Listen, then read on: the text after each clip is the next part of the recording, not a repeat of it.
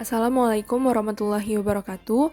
Perkenalkan, kami dari kelompok 4. Di sini kami akan mempresentasikan materi pertemuan ke-10 mengenai dasar-dasar perilaku.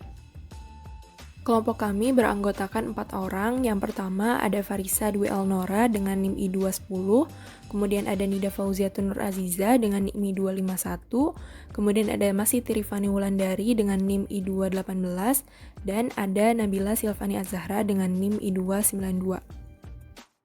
Mengenai dasar-dasar perilaku, kita akan membahas prinsip-prinsip dasar sifat manusia. Yang pertama, manusia berbeda perilakunya karena kemampuan mereka yang tidak sama. Kemudian yang kedua, manusia mempunyai kebutuhan yang berbeda-beda. Kemudian yang ketiga, setiap orang berpikir tentang masa depan dan membuat pilihan bagaimana mereka bertindak. Kemudian yang keempat, seseorang memahami lingkungannya dalam hubungannya dengan pengalaman masa lalu dan kebutuhan. Yang kelima, seseorang mempunyai reaksi senang dan tidak senang. Selanjutnya ada variabel yang mempengaruhi perilaku individu dan prestasi. Yang pertama ada variabel individu. Variabel ini ditentukan oleh kemampuan dan keterampilan, mental, fisik, latar belakang, keluarga, tingkat sosial, pengalaman, umur, dan juga jenis kelamin. Kemudian yang kedua ada variabel organisasi. Variabel ini ditentukan oleh sumber daya, kepemimpinan, imbalan, struktur, dan juga desain karyawan. Kemudian yang ketiga ada variabel psikologis. Variabel ini ditentukan oleh persepsi, sikap, kepribadian, belajar, dan juga motivasi. Kemudian di sini ada 3 sikap paling populer pada sistem organisasi. Yang pertama ada kepuasan kerja, yaitu sikap umum seseorang terhadap pekerjaannya, salah satunya dari selisih antara banyaknya kompensasi yang diterima seorang pekerja.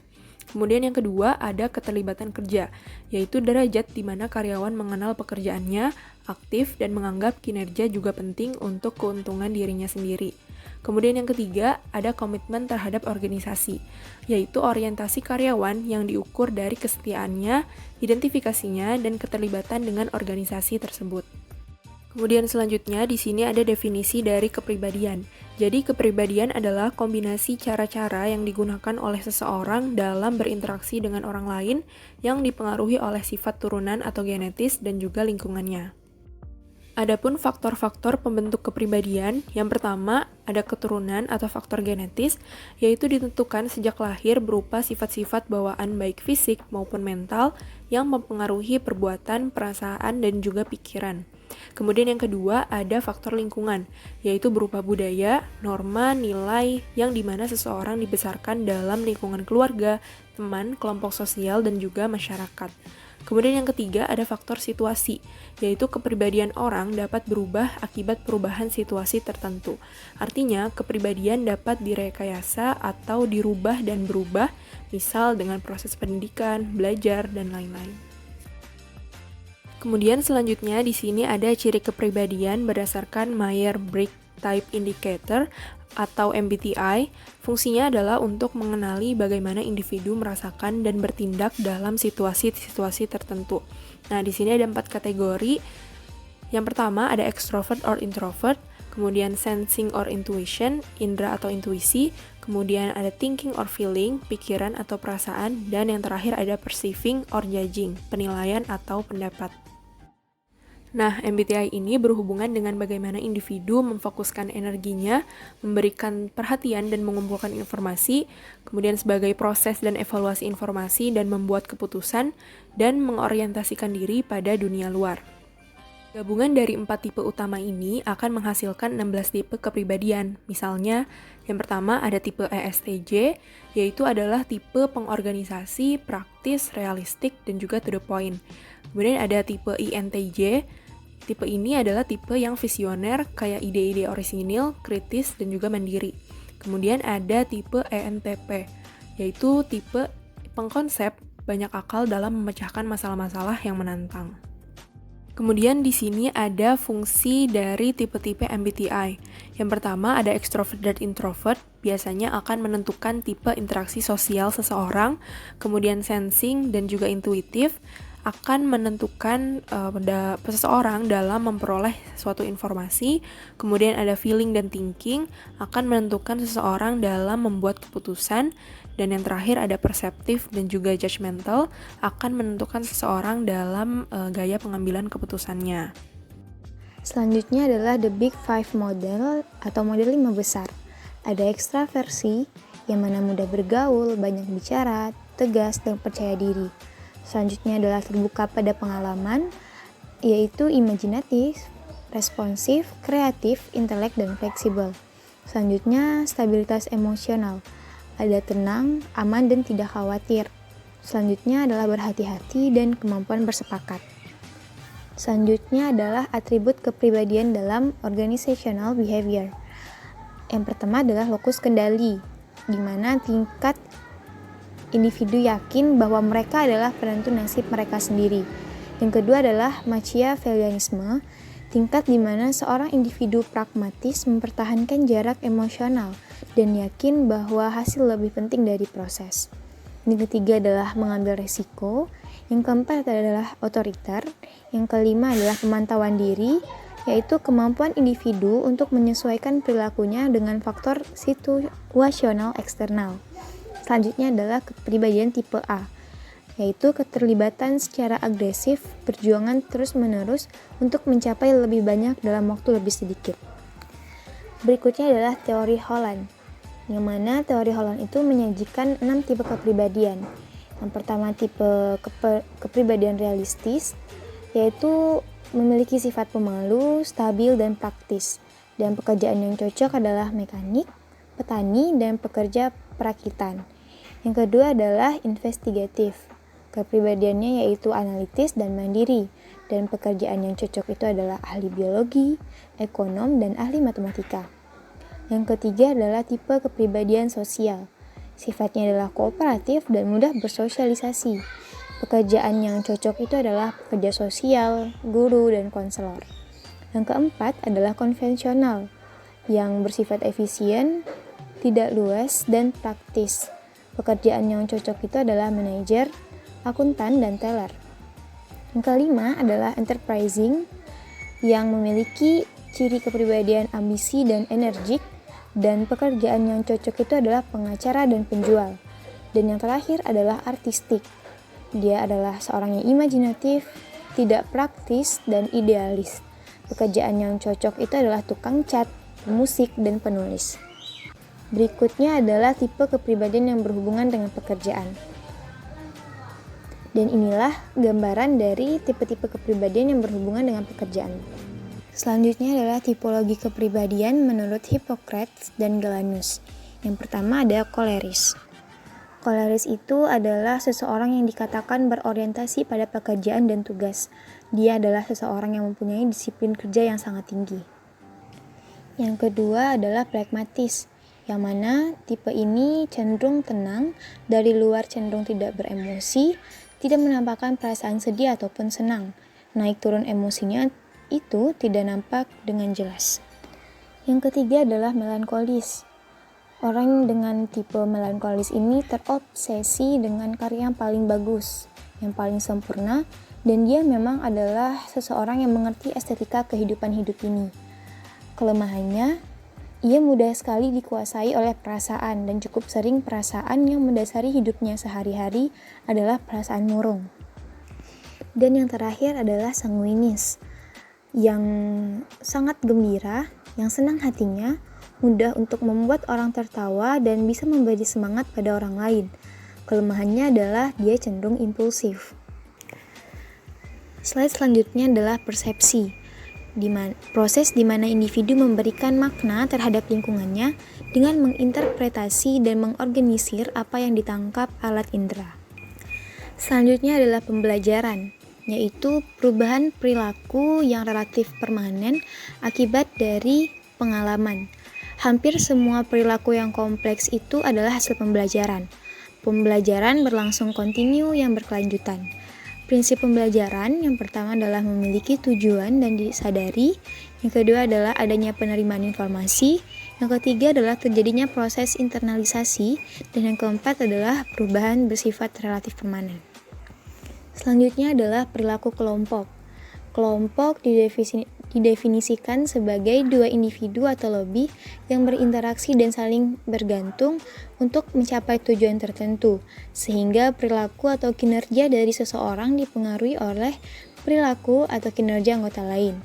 Kelompok dapat berupa formal dan informal. Kelompok formal ialah kelompok-kelompok yang didefinisikan oleh struktur organisasi dengan penentuan tugas berdasarkan petunjuk penugasan kerja secara formal. Sedangkan kelompok informal ialah himpunan yang tidak terstruktur secara formal maupun secara organisasional, namun lebih mengarah pada formasi-formasi alami dalam lingkungan kerja yang timbul sebagai respon terhadap kebutuhan akan kontrak sosial. Selanjutnya ada norma. Norma merupakan standar-standar perilaku yang dapat diterima dalam sebuah kelompok yang dianut oleh para anggota kelompok. Norma kelas umum yang tampak ialah norma kinerja, norma penampilan, norma pengaturan sosial, dan norma alokasi sumber daya. Lalu ada peran. Peran merupakan serangkaian pola perilaku yang berkaitan erat dengan seseorang yang menempati sebuah posisi tertentu dalam sebuah unit sosial. Peran dibagi menjadi 4 bagian, yaitu yang pertama ada identitas peran, sikap-sikap dan perilaku-perilaku tertentu yang konsisten terhadap sebuah peran. Yang kedua ada persepsi peran, yaitu pandangan kita mengenai bagaimana kita seharusnya bertindak dalam suatu situasi. Yang ketiga, ekspektasi peran, yaitu apa yang diyakini orang lain mengenai bagaimana Anda harus bertindak dalam suatu situasi. Yang keempat, ada konflik peran, yaitu sebuah situasi di mana seseorang individu dihadapkan dengan ekspektasi peran yang berlainan. Pembentukan tim. Tahap pembentukan adalah tahap yang paling awal dalam perkembangan kelompok. Pada tahap ini terdapat ketidakpastian atas tujuan, struktur, dan kepemimpinan atas kelompok-kelompok tersebut. Yang pertama ada teori kedekatan atau propinquity, menjelaskan tentang adanya situasi di antara orang-orang tertentu. Arti teori ini ialah bahwa seseorang berhubungan dengan orang lain karena kedekatan ruang dan daerah atau spatial and geographical proximity. Lalu yang kedua ada teori George Homans. Semakin banyak aktivitas yang dilakukan oleh seseorang dengan orang lain, semakin beraneka ragam interaksi, semakin kuat tumbuhnya sentimen.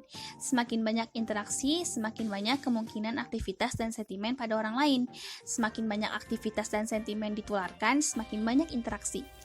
Yang ketiga ada teori keseimbangan atau balance theory of group formation, menjelaskan bahwa seseorang tertarik pada yang lain karena kesamaan sikap atau nilai sikap yang sama seperti agama, politik, gaya hidup, perkawinan, pekerjaan, dan otoritas. Lalu ada teori alasan praktis atau practicalities of group formation, alasan ekonomi, keamanan, dan alasan sosial. Selanjutnya ada konflik. Suatu konflik yang terjadi antar kelompok dalam suatu organisasi dapat menjadi konflik yang bersifat disfungsional atau ke arah negatif maupun fungsional atau ke arah positif. Suatu konflik fungsional dapat diarahkan untuk menjadi gerak positif ke arah tujuan organisasi sehingga kelangsungan hidup organisasi dapat tetap terjaga. Terdapat konflik manajemen. Yang pertama adalah konflik antar kelompok tidak dapat dielakkan dalam organisasi. Konflik ini bisa bersifat positif atau negatif bergantung pada pengaruhnya terhadap organisasi. Yang kedua ada konflik yang fungsional menggambarkan suatu kombinasi antar kelompok yang mempertinggi dan memperbanyak hasil karya suatu organisasi. Yang ketiga ada konflik yang disfungsional atau mengganggu dapat timbul dari suatu konfrontasi atau interaksi antar kelompok-kelompok yang menghalangi tujuan organisasi. Yang keempat ada meskipun kebanyakan manajer berusaha menyingkirkan konflik, namun ada bukti yang menunjukkan bahwa bagi kebanyakan organisasi tingkat konflik yang optimal dapat mempunyai pengaruh yang positif bagi hasil karya organisasi. Selanjutnya yang kelima ada konflik antar kelompok timbul dari ketergantungan, perbedaan tujuan, dan perbedaan persepsi. Yang keenam, konflik disfungsional menimbulkan perubahan di dalam dan antara kelompok yang terlibat. Di dalam kelompok mungkin ada kenaikan kesatu paduan, bertambahnya kepemimpinan autokratis, pemusatan perhatian pada tugas, dan kenaikan pada kesetiaan. Perubahan yang terjadi antar kelompok meliputi persepsi yang menyimpang, stereotipe yang negatif, dan menurunnya tingkat komunikasi. Yang terakhir ada salah satu tugas yang sukar dihadapi oleh manajer adalah mendiagnosis dan memanajemeni konflik antar kelompok dalam organisasi. Konflik manajemen. Beberapa teknik yang berguna untuk memecahkan konflik antar kelompok meliputi pemecahan persoalan, tujuan tingkat tinggi, perluasan sumber, penghindaran konflik, pelicinan konflik kompromi, wewenang dan perubahan manusianya, struktur organisasinya. Masing-masing metode tersebut tergantung pada situasi dan kondisi tertentu yang dihadapi oleh manajemen. Adapun teknik memanajemen konflik terdapat juga bagi situasi di mana manajer mendiagnosis setiap kondisi konflik meliputi penggunaan saluran komunikasi, pengangkatan, atau pemindahan tenaga dari luar dan merubah struktur organisasi meliputi dua hal, yaitu pemecahan dan juga stimulasi. Selanjutnya, standar perilaku di Unilever. Unilever memiliki standar perilaku yang ditetapkan oleh perusahaan pada saat karyawan berhubungan dengan setiap mitra yang bekerja sama dengan Unilever, masyarakat yang terlibat dalam bisnis dan kegiatan Unilever maupun lingkungan di sekitar Unilever. Yang pertama, selalu bekerja dengan integritas, di mana Unilever melakukan bisnis dengan berpegang kepada integritas dan rasa hormat terhadap semua orang, organisasi, lingkungan yang terlibat dengan bisnis Unilever. Yang kedua, dampak positif. Unilever bertujuan untuk memberikan manfaat positif bagi masyarakat, baik melalui brand maupun kegiatan di Unilever. Yang ketiga, komitmen yang terus-menerus. Unilever selalu berkomitmen untuk mengurangi dampak lingkungan yang ditimbulkan dari bisnisnya. Unilever juga terus berusaha mencapai tujuan jangka panjang untuk menciptakan bisnis yang berkelanjutan. Yang keempat, menetapkan aspirasi. Unilever ingin memberikan aspirasi kepada masyarakat pada saat mereka menjalankan bisnisnya, di mana hal ini sejalan dengan kode etik prinsip bisnis yang mengatur standar operasionalnya yang harus dipatuhi oleh semua orang yang di Unilever. Kode etik ini juga mendukung pendekatan Unilever terhadap tata kelola dan tanggung jawab perusahaan. Yang kelima, bekerja sama dengan orang lain, di mana Unilever memiliki 11 prinsip dalam kode etik bisnis yang mencakup integritas dan juga tanggung jawab bisnis terkait karyawannya, konsumen, dan juga lingkungannya. Unilever hanya bekerja sama dengan pemasok yang memiliki kode etik yang selaras dengan kode etik dan prinsip bisnis mereka. Prinsip perilaku PT Unilever. Pertama, melawan korupsi, yaitu A. Menghindari benturan kepentingan, B. Anti suap, C. Hadiah dan keramah tamahan, D. Catatan, pelaporan, dan akuntansi yang akurat, E. Melindungi aset keuangan dan aset fisik dan kekayaan intelektual Unilever, yang F. Anti pencucian uang. Poin yang kedua adalah menghormati orang lain, di mana A. Keselamatan dan kesehatan kerja, B. Perilaku hormat, bermartabat, dan adil. Selain itu, yang ketiga, menjaga informasi, di mana meliputi A. Melindungi informasi Unilever, B.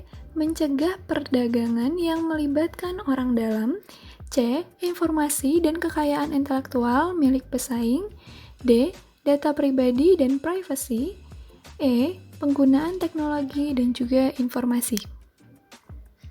Adapun poin yang keempat, yaitu menghormati orang lain, di mana A. Inovasi yang bertanggung jawab, B. Pemasaran yang bertanggung jawab, C. Kualitas produk, D. Sumber yang bertanggung jawab, E. Persaingan sehat, F. Kontak dengan pemerintah, regulator, dan LSM, E. Aktivitas politik dan donasi politik, H. Komunikasi eksternal, media, investor, dan juga analis. Sekian dari kelompok kami. Atas perhatiannya, terima kasih.